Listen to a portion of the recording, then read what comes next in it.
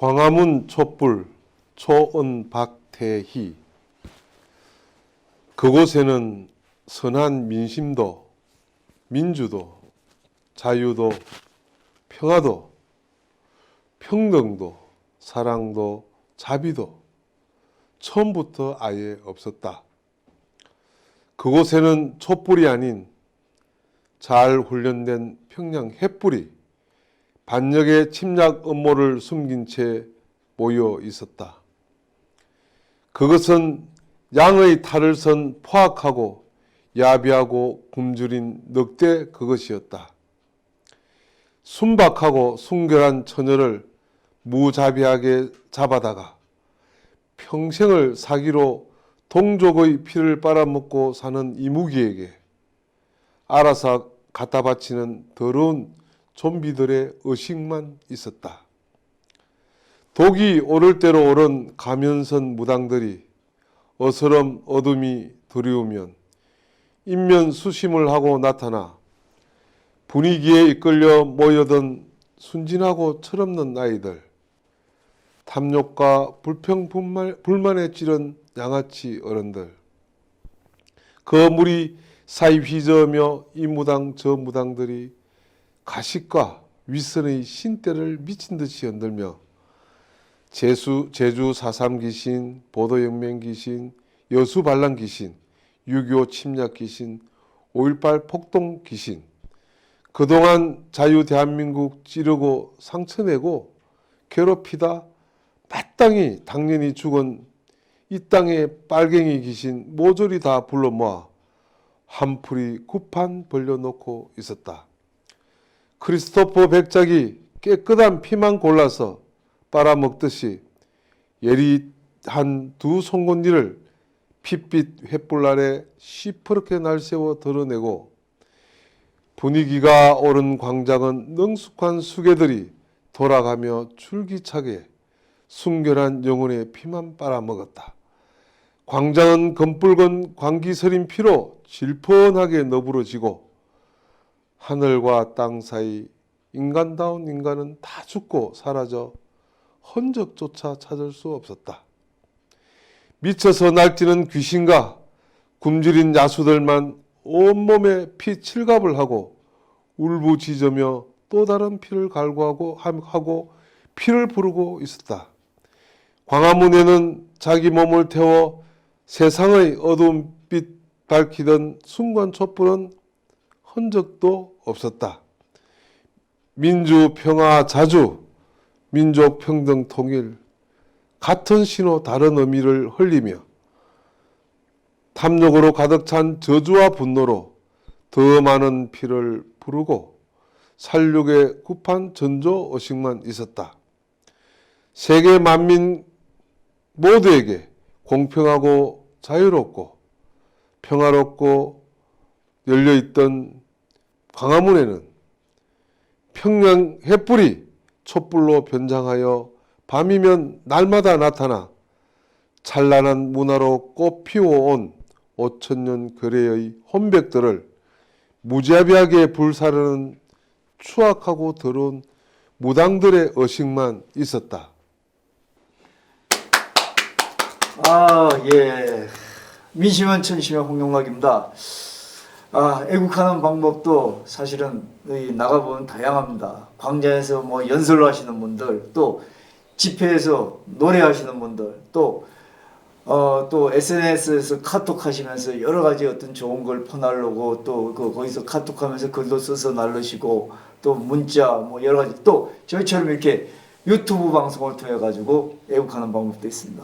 근데 오늘은 앞에서 보셨다시피 시를 가지고 애국하는 분입니다.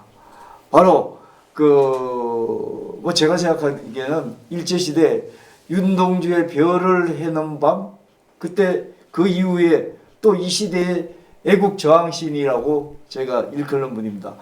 아스팔트 애국신 박태희 선생님이십니다. 예. 첫 시가 굉장히 의미 있네요. 광화문 촛불. 그러니까 처음에 저는 그래서 이게 전에 촛불 집회하시는 분들, 그분들 참여하는 신 줄 알았는데 그거를 그게 문제가 있다는 걸 말씀하시는 거군요. 예, 그렇습니다. 예, 예. 시를 저 한번 여쭤보겠습니다. 박 선생님 그 시를 언제서부터 이 애국시를 쓰기 시작했습니까? 좀 거창합니다만은 이제 예. 원래는 제가 2014년부터 예. 뭐 어떤 취미로 이제 글을 쓰다가 예. 그때는 뭐 이런 그 사회 참여 뭐 사회 문제를 써보지 않았는데 예. 2016년 그 저 탄핵 정국이 딱 일어나자마자 예. 모든 국민들 관심이 이제 뭐 이런 전국의 저 상황에 집중을 하게 되니 저도 계속 그 지켜보니까 예. 이거 뭐 문제가 있다. 그리고 내가 그 가봐야 되겠다. 예. 그래서 현장에 참여하면서 발로 뛰어가면서 보니까 예. 아 이건 사실이 아니다. 음. 뭔가 문제가 있다. 그러면서 이제 어떤 이 문제의식을 느끼고 한번 뭐 잘 쓰지 못하는 글이지만 이건 알려야 되겠다. 그렇지 않으면 이건 나중에 큰일 나겠다 싶어서 예. 어떤 뭐 부족한 그 이제 글로 한번 써봤습니다. 아, 아닙니다. 이 재능 기부요. 이게 이제 지금 이제 뭐 제가 아까 주제넘게 얘기했습니다만 일제 시대에 윤동주 시인이 그 저항시가 있었고 그 다음에 지금 뭐 이 정권에서 또 뭐 그게 친일이다 어쩌자 하는 그 이육사의 네. 예, 이육사 시인의 저기 있었고 그때는 사실은 그게 별 잠잠한 알려지지 않았던 시 아닙니까? 네, 그리고 또 얼마 전에 사실은 이정권과 맥을 같이 하는 그때 이제 민주화 시대, 예. 민주화 시대 이정권과 맥을 같이 한 건 아니죠. 다 우리 국민들이 다 함께 같이 그 맥을 같이 하는데 유독 좌파적인 어떤 성향을 가진 그 시인들은 또 노동 시인들이 있었잖아요. 뭐 박노인이 뭐 이런. 그런데 저도 사실은 이게 굉장히 궁금했어요. 우리 그 박대희 선생님이나 이런 분들이 분명히 있을 텐데 아무도 이렇게 발굴하시는 분이 없고 뭡니까 그냥 강좌에 가면 그냥 그 연설만 계속 했던 얘기 또 하고 이러는데 우리 박사님처럼 이렇게 그 현장에도 가 계시잖아요.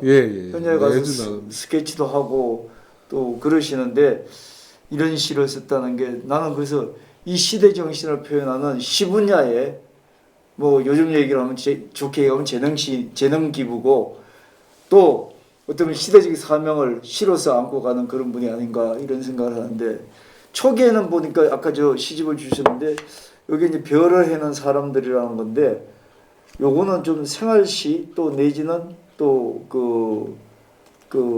좀 서정시가 많습니다. 시집을 몇 권이나 내셨어요?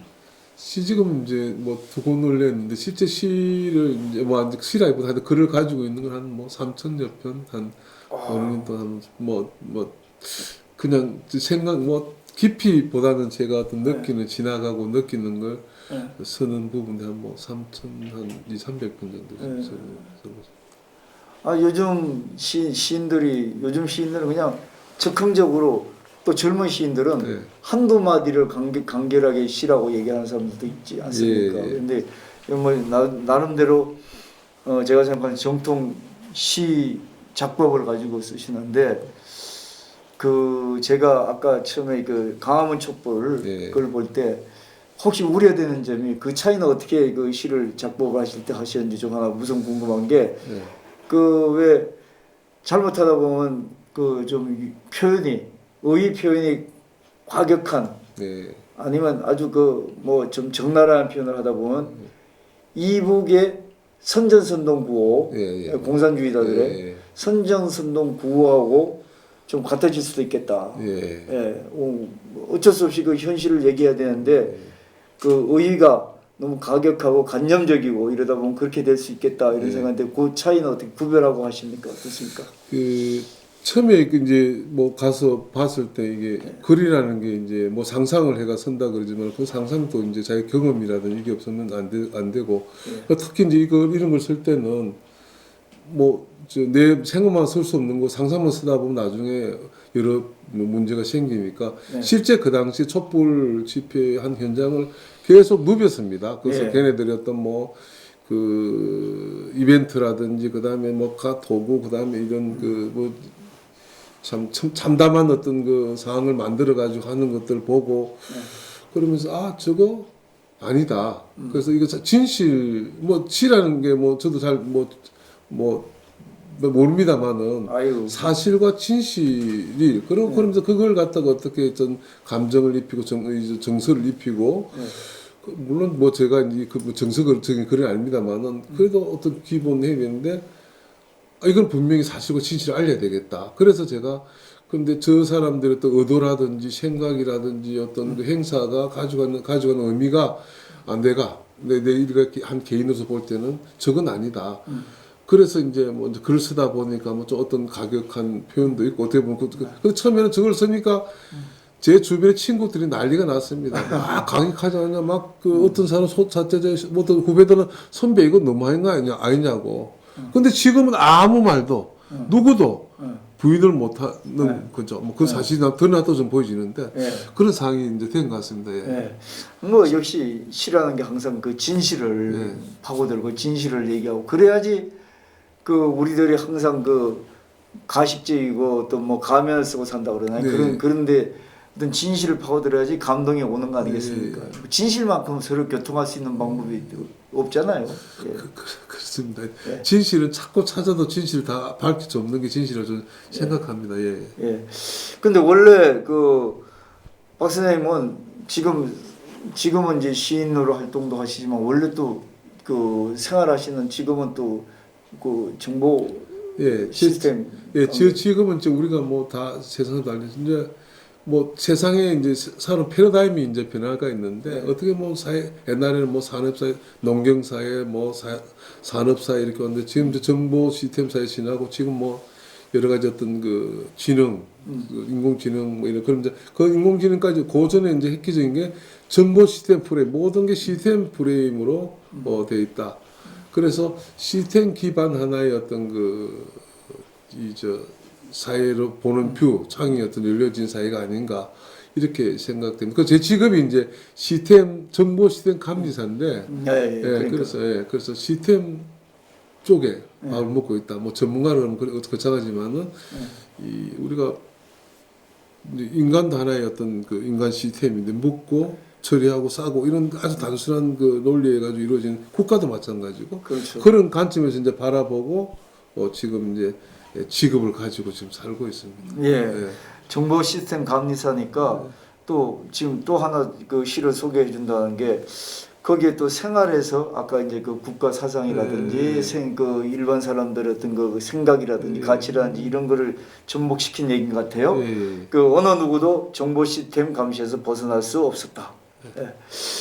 하여튼 또 한번 새로운 그 방향의 시니까 한번 들어보도록 하겠습니다. 제가 조명 끄면 예. 어느 누구도 정보 시스템의 감시에서 벗어날 수 없다. 초원 박태희. 특히 빨갱이들이 의도적으로 고의적으로 저지르는 모든 사회와 국가를 향한 악행들, 사회와 국가 시스템 파괴 해체 행위들 하나도 빠짐없이 기록되어 보관된다.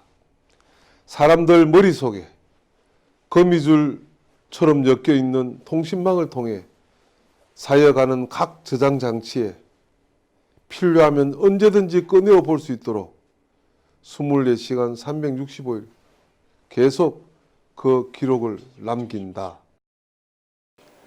예, 역시 그렇군요. 그 사람들의 사고와 이런 거를 하나의 그 시스템적으로 이렇게 얘기를 하니까 짧은 시지만 거기서 어떤 그걸 연상해서 하니까 좀 함축적으로 이렇게 머리에 와닿는 게 있네요. 이런 거 쓸 때 근데 일반 사람들은 의의나 또 그다음에 또 그 분야가 좀 생소하기 때문에 좀 이해가 좀 안 될 수 있는 부분이 있잖아요.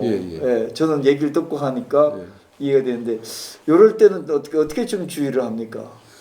그래서 이제 아직도 이제 우리가 뭐 실제는 우리가 시스템 사회에 젖어가지고 가고 있는데 이제 기본 개념이 이제 아까 시스템이 과연 뭔지 시스템이 어떤 속성을 가지고 있고 어떻게 이제 이루어지고 이제 지금 발전되어 가는 이런 것들은 물론 다 말 수 없지만은 기본은 그렇습니다. 이제 시스템이라는 부분들은 뭐 살아있는 시스템, 자율 시스템 뭐 여러 가지 있지만은 이제 우리 이런 시스템 단순한 건 뭐냐면 입력, 처리, 출력 우리가 인간도 먹고 소화하고 배출하듯이 그러면서 그 시스템 목적에 맞도록 이제 에너지를 가지고 이제 생각을 가지고 이제 이렇게 활동하듯이 그게 모든 시스템 그 시스템이라 보고 국가 시스템도 마찬가지고 국가라는 건 뭐 예산이라든지 많은 정보를 가지고 어떤 자산을 가지고 그걸 가지고 잘 처리해 가지고 또 배출하고 그러면서 그 에너지를 가지고 또 국가를 발전시키고 국민들을 묵게 살게 만들어주고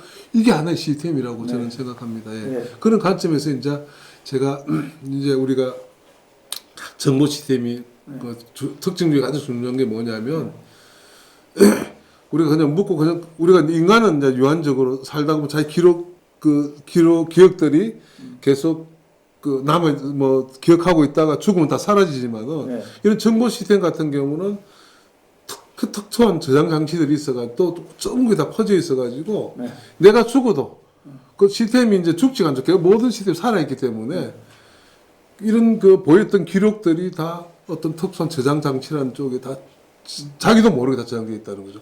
내 오늘 이 행동이 여기서 저장된 여기서 이제 이렇게 보였던 것들이 세계 여러 미국에서 아마 곧 저장될 수도 있다. 우리 이 파일 저장된 게 아주 저장. 그래서 이제 이 말은 무슨 말인가 하면 우리가 인간이 살아가고 이런 각 시스템들도 마찬가지 인간 다 시스템 살아가는데 이루어지는 남기는 이런 기록들이 다 남아 있다는 겁니다. 그 이제 그게 뭐 무슨 이야기일 수 있는데 내가 어떤 그 사실과 진실 이런데 이제 그 기준을 안 하고 정의를 기준 안 하고 어떤 내 개인을 위해서 어떤 나쁜 일을 행위를 했다 어떤 그 부당한 행위를 했다 그 기준은 뭐냐 국가 같은 경우는 법이겠죠. 법을 어기고 했다. 네.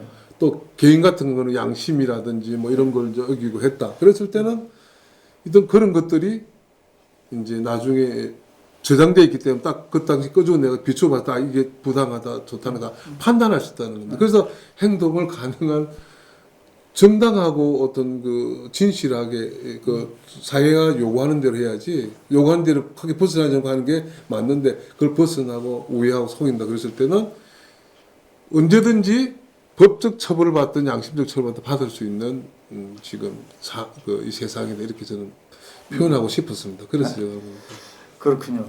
아, 좀 얘기는 좀 다른 것 네. 같은데 이런 그 사회 현상 그다음에 닥쳐올 미래의 어떤 현상 사회 구조에 대해서 그 소설 그 조지 오웰의 1984년 아시죠? 예, 저도 읽어봤습니다. 아주 예. 감명 깊게 읽겠습니다. 예. 그게 뭐 제가 알기로는 그분이 1948년도에 그 쓰고 제목을 붙이다가 보니까 이게 좀 미래를 예언한 책인데 좀 그 해보다는 요걸 48년을 바꿔서 84년엔 이렇게 될 것이다. 예. 그래서 이제 그게 전제주의 체제, 예. 전체주의, 사회주의 체제가 되는 거거든요. 예. 그래서 그 내용이 보면 뭐 잘 아시겠지만 어느 그 빅브라더가 딱 모든 걸 통제를 사람들 그 모든 가치를 예. 통제한다는 거죠. 그래서 예. 자기가 막 그 중앙에서 모든 그 사람들의 모든 걸 다 파악하고 통제하고 그 사람들이 뭐 잘못하는 자기네들한테 자기네 그 체제에 예. 순응을 안 하면은 즉각 어떤 제재를 하고 뭐 이런다는 거 아니겠습니까? 예. 그래서 숨 막혀서 못 사는 사회가 되거든요. 예. 그래서 아 우리 그 박사님도 지금 개인 생활에 대해서 그런 부분을 많이 얘기를 한 것 같은데 예. 이 저 어느 누구도 정보 시스템 감시에서 벗어날 수 없었다는 책 같은 게 그 시 같은 거는 아마도 우리가 잘못하면은 네. 혹시나 사회주의 체제가 되면은 네. 지금 이런 시스템이 되지 않을까. 네. 이래서 우리가 항상 우려하는 네. 그런 그 개인의 자아라든지 그렇잖아요. 그 이 보수와 진보의 차이가 네. 보수는 그 규범이라든지 네. 사람의 가치 뭐 이런 걸 좀 존중하지만 진보는 가치를 존중한다 그러면서 항상 그 시스템 안에 넣어놓고 네. 모든 사람의 가치를 판단하지 않습니까? 그래서 이런 부분도 굉장히 의미 있는 시라고 생각이 드네요. 제가 이제 조지 오웰 소설 보고 봐는 그 당시 저는 이런 상황을 이제 모르니까 예. 뭐 두려워. 이거 정말 미래가 하면 두렵고 무서운 사회다라고 이제 뭐 이게 이런 사회 있으면 안 된다고 생각할 수도 했어요 그 당시에는. 네. 지금은 이제 그래서 정보 시스템이라는 부분도 그렇게 감시하지만 뭐냐면 이 자율 네.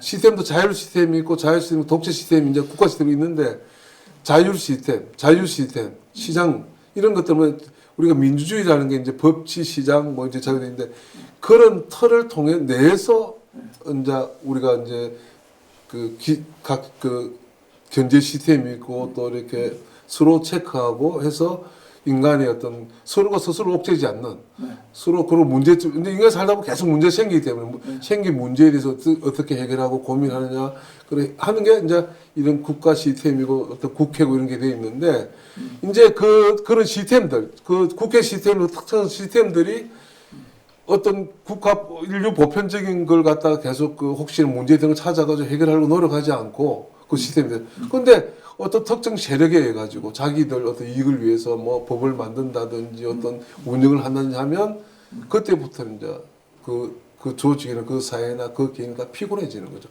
지금 우리나라가 그런 문제인데 지금 물론 뭐 자유한국당도 있고 뭐 또저 뭐야 더불어민주당도 있고 있는데 이 정치인들